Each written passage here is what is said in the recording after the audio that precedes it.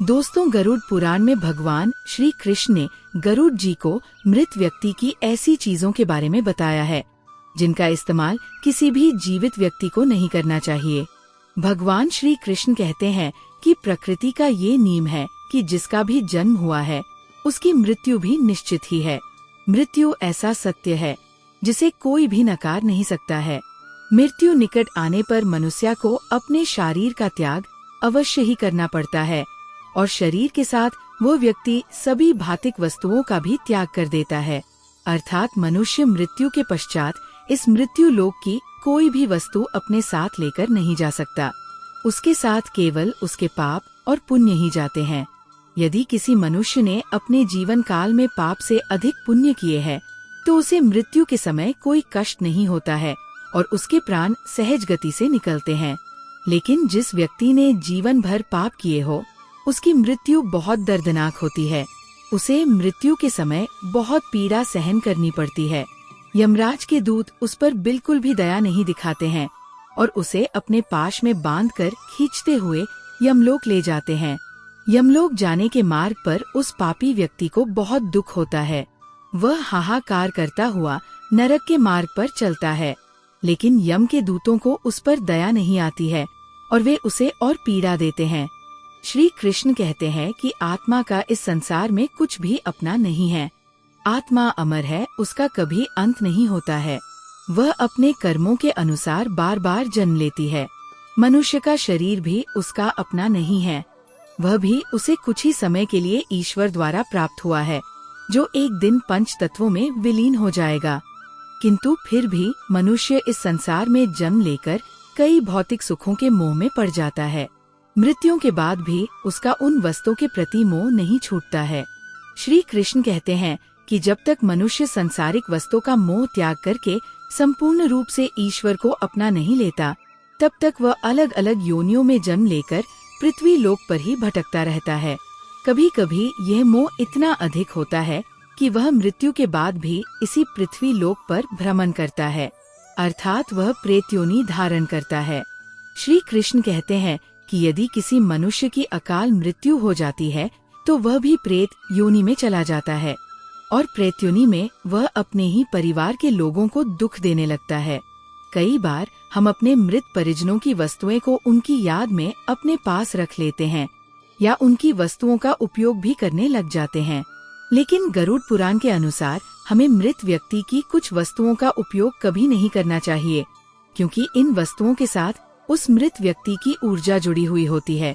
उस मृत व्यक्ति का उन वस्तुओं के प्रति मोह बहुत अधिक होने के कारण वह मृत्यु के बाद भी उन वस्तुओं से जुड़ा रहता है और यदि कोई इन वस्तुओं का प्रयोग करता है तो उसे कई परेशानियों का सामना करना पड़ता है। वह मृतात्मा उसे कई प्रकार से कष्ट देने लगती है। इसीलिए किसी भी मनुष्य को मरे हुए व्यक्ति की चीजों का इस्तेमाल कभी नहीं करना चाहिए। चाहे तो आप उन वस्तुओं को संभाल कर अपने घर में रख सकते हैं अथवा उन चीजों को नदी के जल में प्रवाहित कर सकते हैं, लेकिन भूल से भी उसकी वस्तु का इस्तेमाल नहीं करना चाहिए। उस मृत आत्मा की शांति के लिए आप उस व्यक्ति की प्रिय वस्तुओं का दान करते हैं तो ये बहुत ही शुभ होता है।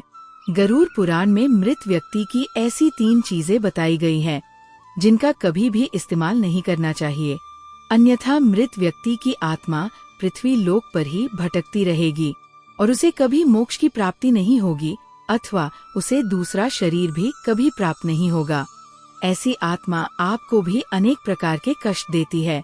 श्री कृष्ण कहते हैं, जब किसी की मृत्यु के बाद उस व्यक्ति को अगर प्रेत योनि मिलती है तो वह अपने ही परिवार को दुख देता है, इसलिए उसकी वस्तुओं का उपयोग कभी नहीं करना चाहिए।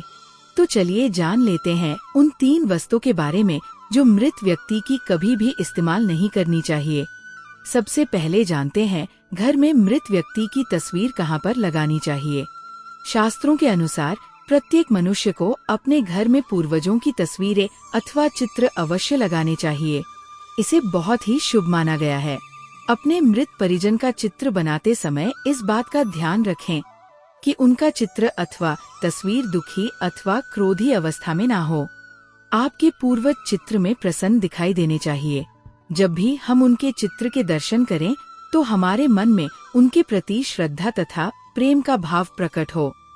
यदि पूर्वजों का चित्र क्रोधी अवस्था में हो तो ये मन में भय की स्थिति निर्मित करता है। छोटे बालक उनसे प्रेम करने के बजाय द्वेष करने लगेंगे। इसीलिए पूर्वजों का चित्र अथवा तस्वीर बनाते समय इस बात का खास ध्यान रखें। ध्यान रखें, आपके पूर्वज अब इस संसार में नहीं हैं।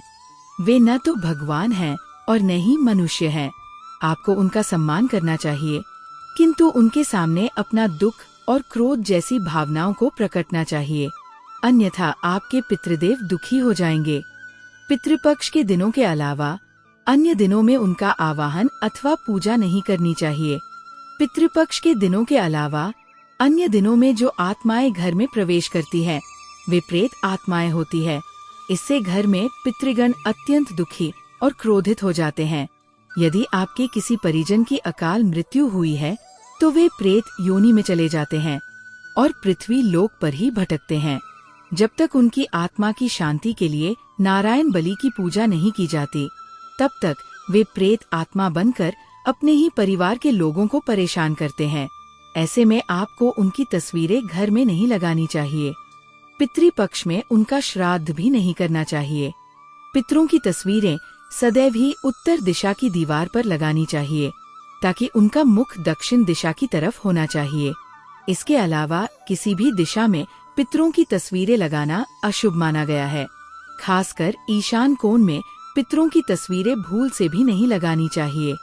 पितृपक्ष में भी पितरों के लिए किए जाने वाले सभी कार्य दक्षिण दिशा की तरफ मुख करके करने चाहिए। ध्यान रहे, मृत व्यक्ति के साथ कभी भी जीवित व्यक्ति की तस्वीरें नहीं लगानी चाहिए। कभी भी उनका इस्तेमाल नहीं करना चाहिए। उन्हें भूल कर भी पहनना नहीं चाहिए।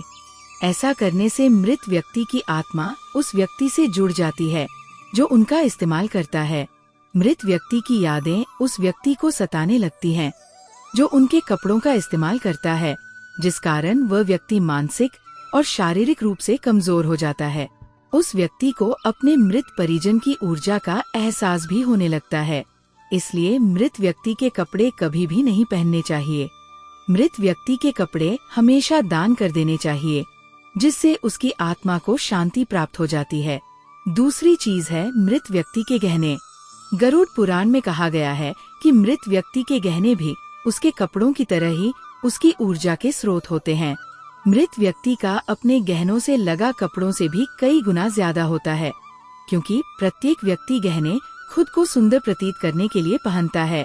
लेकिन जब व्यक्ति की मृत्यु हो जाती है और उसके गहने कोई दूसरा व्यक्ति पहन लेता है, तब मृत व्यक्ति की आत्मा असहज महसूस करने लगती है।